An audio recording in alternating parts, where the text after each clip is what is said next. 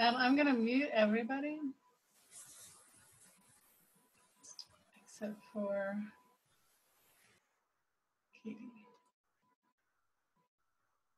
But if you guys want to ask a question later, you can unmute yourself. So hi, I'm Deborah Spiegel with Spiegel Academy, and this is Katie Down, and we're here to talk about mindfulness and music in clinical practice. So Katie, what would you define mindfulness as? So hi, Deborah, and hi, everybody.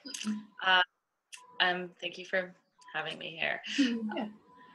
So there are many definitions of mindfulness, but so my personal definition is really about embracing the here and now and being in the moment and acknowledging what is happening with no judgment. So it's about observing, about being in the present state of whatever it is. And that present state could be complete chaos, it could be anger, it could be frustration, but it's really about embracing what is actually happening in the here and now. And then noticing what's happening on a physiological level, on a spiritual level, emotional level, and being able to somehow compartmentalize and be able to separate yourself from the event and from the emotional state in order to proceed however you need to proceed. So it's really about just bringing in awareness of the present moment. Very good. So in what ways do you use music, sound, and mindfulness in your practice? So I use music and sound in my practice all the time. I'm a music therapist, first of all. And in mindfulness practice, I use it in many different ways. I love to use my own voice, and I use different tools. I will call them therapeutic musical drone instruments. So the instruments that I use provide musical and sonic container in order to use vocal toning, in order to use mantra, and in order to create a space, a safe space, and a clear space. If I'm conducting a group or a class, starting a class, or even in session one-on-one with a client, I may even start the session with a sound just to clear the energy and to get us focused and grounded. So I can give you an example of just one instrument, and which may probably have seen, which is these are Himalayan singing bowls. And I'll play the sound of it. And actually we can start by just listening to this tone. And I won't speak until the tone is dissipated. And I would say that we can take a deep breath in. I'll strike the bowl subtly and allow the sound to just dissipate. I will not mute the sound. And then notice that the silence changes when the sound is full on. Okay? So here we go. Taking a deep breath in.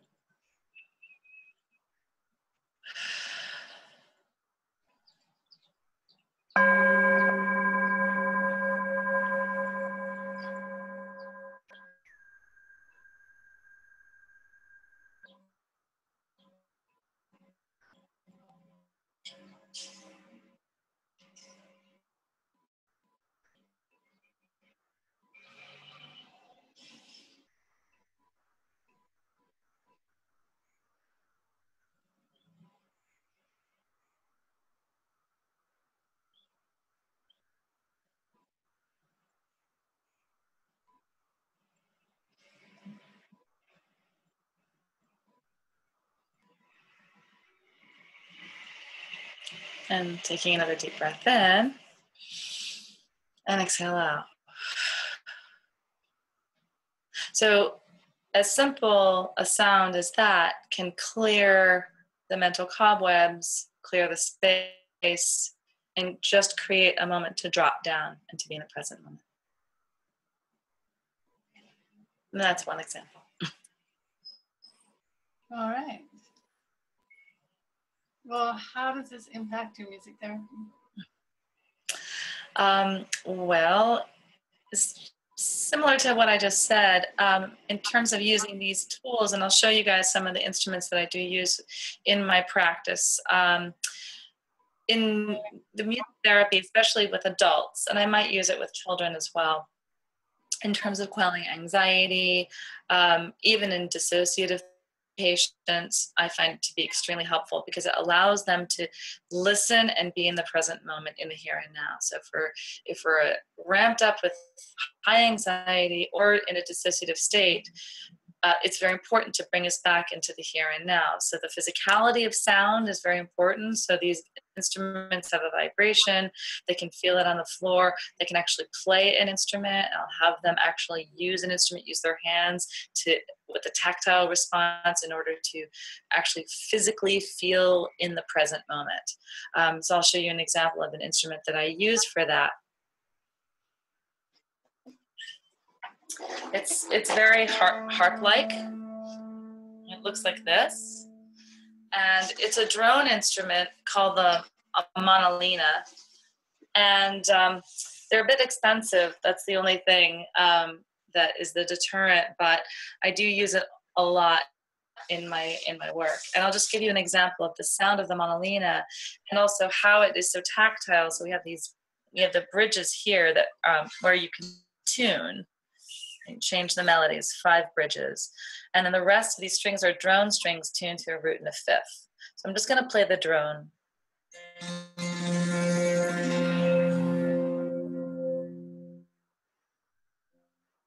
So somebody's asked me on the chat, what is this called?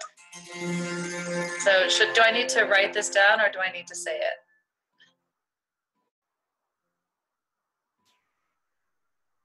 Can you guys hear it? Yeah. Okay, great. So now I'll play the bridges and I'll tell you what it's called. I can type it out.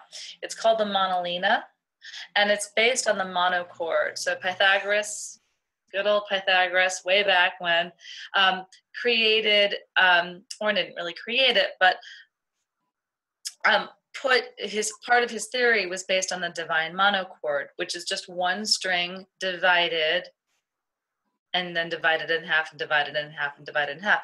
And that is what our harmonic series is based on. So it's always the fundamental is always one sound. And then each sound is then divided, creating intervals and relationships. But we always go back to the very fundamental, which is the root, which is the om, which is the drone.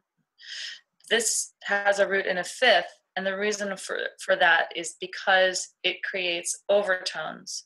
And in the overtones, we have many, many different sonic things that are happening, and it creates an environment for the harmonics to be more audible. You can just use one sound too. I'll just play the root. There's the root, and then you have the fifth. It's a little bit different. Here are the melody strings. So your client can play a melody or just the drone, and you can play along. This also goes on the body. It's very lightweight, so you feel the vibration. So that's just one example. Let me write to this person who's asking me what it's called, okay?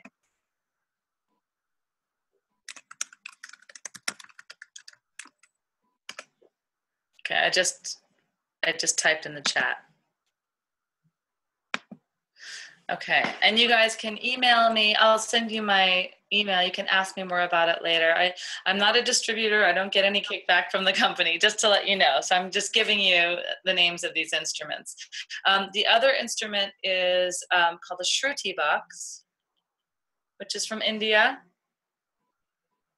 And you can see that these levers here, what they do is they create the different tunings, right? So right now it's also on a root and a fifth. You can see that they're open. Mm-hmm. And this creates another drone. So this is another example of a tool that I use in mindfulness practice, creating the ground and creating the centering with the drone. to use for vocal toning and creating presence and creating a sense of space. So I'm just going to play you the shruti box, and you can get a general sense of the sound of this instrument too.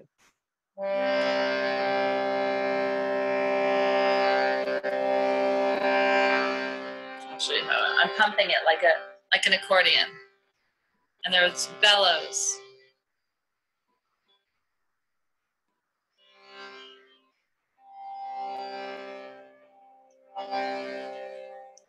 So that goes on ad infinitum, right? That goes on for a long time, and you can use it with voice work. So I was telling Kayla about my work with a young boy who's 10, who is not on the spectrum. He actually had a very severe traumatic brain injury, extremely visually and vocally impaired, also physically impaired. But he's amazing and loves music. And one of the things that I found with his vocalizing is that if I use the Shruti Box drone, which you can use on a keyboard, you can just press, we like an electronic keyboard with a certain setting, just to have, it doesn't have to be this instrument, but something that is a continual sound. It gives him a sense of containment, and he's able to very, very much focus his voice. So all of a sudden, his diction is much clearer using this drone. So it's very interesting because he's able to be in the moment, much more focused. We also do lots of different things, like we play guitar and we sing, we drum together, and we have a lot of fun. But when I'm asking him to do back and forth singing with me, to repeat his name or a very, very simple phrase that he's able to grasp, his focus is a little bit diffused, but when we do the drone, he's right there with me. So that's another mindfulness tool, especially for kids on the autism spectrum. Cool. Good to know. So what do you talk about deep listening? What does that mean to you? And how do you use it? So actually, Pauline Oliveros, who is a very famous composer, kind of coined the term a little bit, specifically with regards to music. But deep listening across the board is really about, again, being in the present moment and using all of the senses to listen. So we can actually listen in a multisensory way, because we can listen through touch, and we can listen through sight, and we can listen through intuition. We can listen through our ears, of course. We can even listen through taste and smell, because these are ways of being in the present moment and connected to the environment or the person with whom we are relating. So how do we listen through taste, right? So if you're eating something, right, mindfully, so you're taking, like, a wonderful exercise is a mindful eating exercise is taking a raisin and putting it in your mouth and playing with the texture of the raisin with your tongue and squishing it around, but before you bite, right?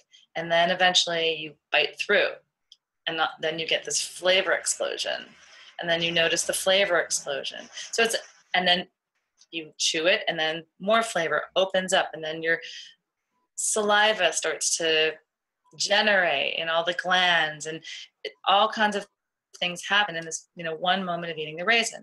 But you're listening to what the raisin is telling you. It's raisinness, if you will. So it's not just that you're eating the raisin, but you're listening to everything that the raisin is telling you by its existence. I know it seems a little esoteric, but that's how we can listen through taste. How we listen with our ears is obvious. We are listening through the ears, but there's a big difference between listening and hearing. So when we're hearing something, we're like, yeah, that's something over here, that's something over there. But when we're listening for and with different kinds of intention and different kinds of awareness. So a deep listening exercise could be that your awareness, in fact, we might do that today if we have time. It's an awareness of your surround sound. So taking a look at what's on the right side, what's on the left side, what's in front, what's in back, what's above, and what's below. And just noticing very simply what is happening around you in your sonic environment. but really being able to distill it. So for instance, I live on a kind of a busy street. You guys might be hearing some like beeping. So I hear the din of traffic. And now I'm hearing a truck go by. There's a bird outside. Now the truck has just passed. The bird is more audible. I hear a person 2 floors down talking. So it's all of this, and I'm just noticing it on the right side. I'm not even aware of what's going on the other side of my house. So it's a matter of pulling your awareness to something, noticing how it affects you, if it affects you, and how it affects every aspect of your entire surrounding.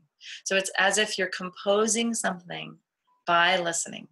So you're creating this wonderful symphony through passive and active listening, right? So the passivity is that you're not actually creating the sound, but the activity is that you're pulling your awareness towards the minutia and all the details of a specific kind of soundscape.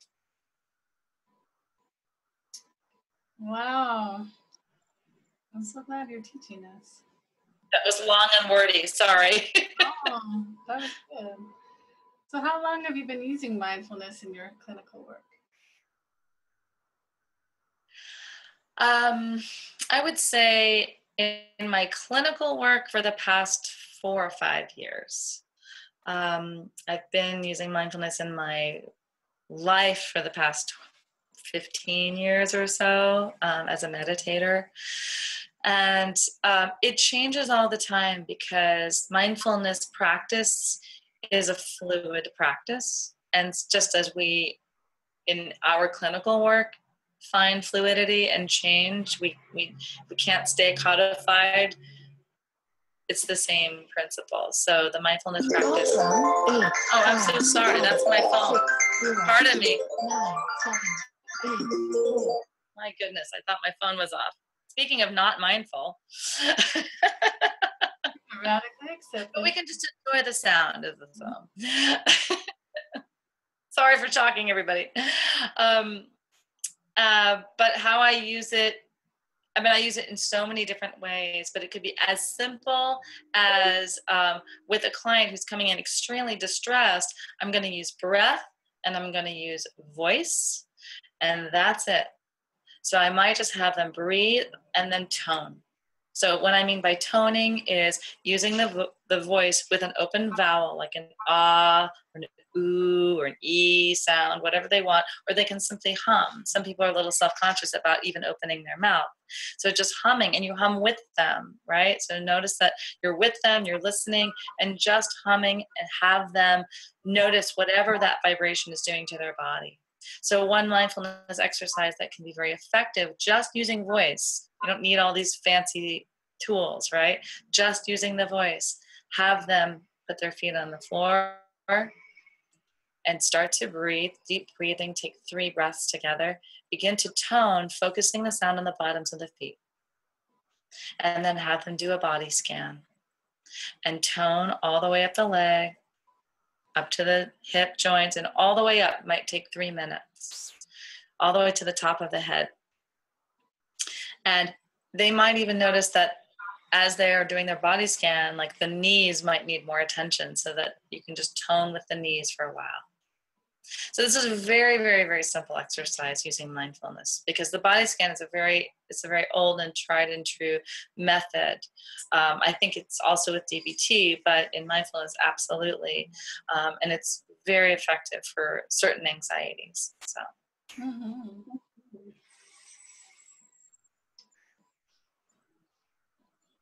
So you said you want to other people.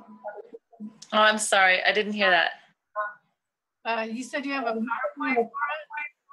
Oh, I just have a very brief one, and I'd like to show it to you. It's just like a little introduction. So let me see if I can find it. Do you see the PowerPoint?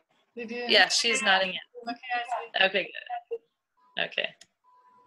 So here's a question about what is mindfulness, and I just quoted 3 people you guys have probably heard about.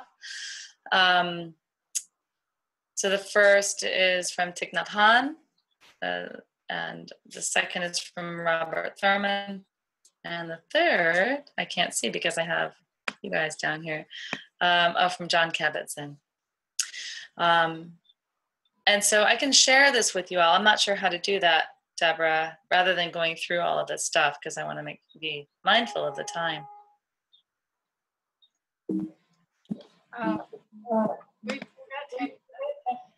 Okay. So do you guys have...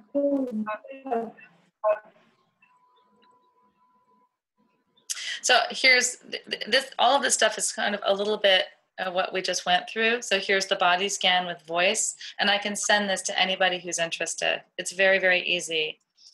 And here's the deep listening exercise. Again, doing it very quickly, but I'll send this this exercise to you all so that you can really see how it works. So the first part of it is the non-judgmental observation.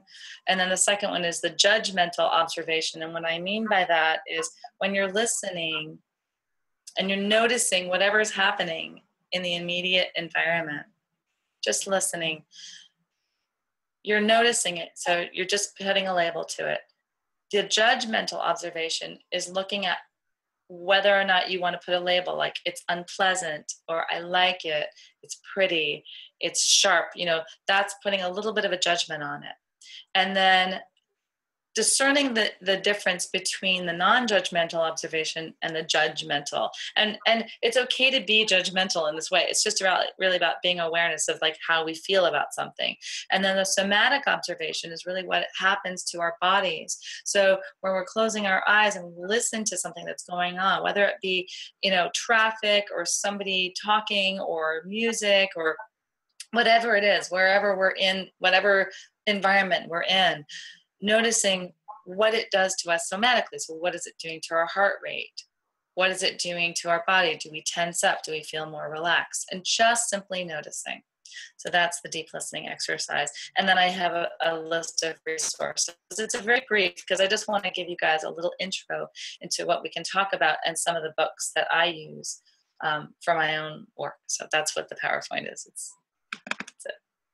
Oh, thank you. I'm going to stop the share now. Yeah. So does anyone have any questions?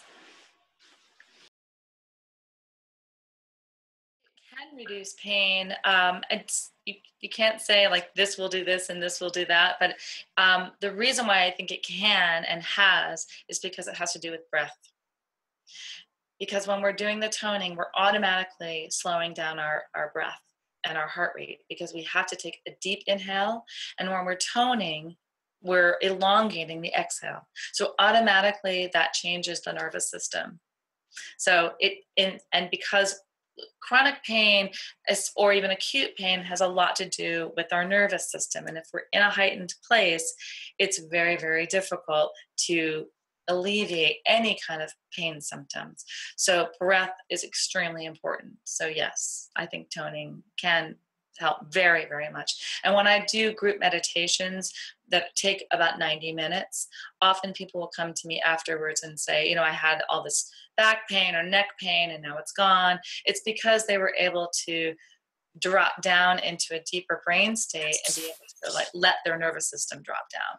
And it has a lot to do with the breath. Thank you.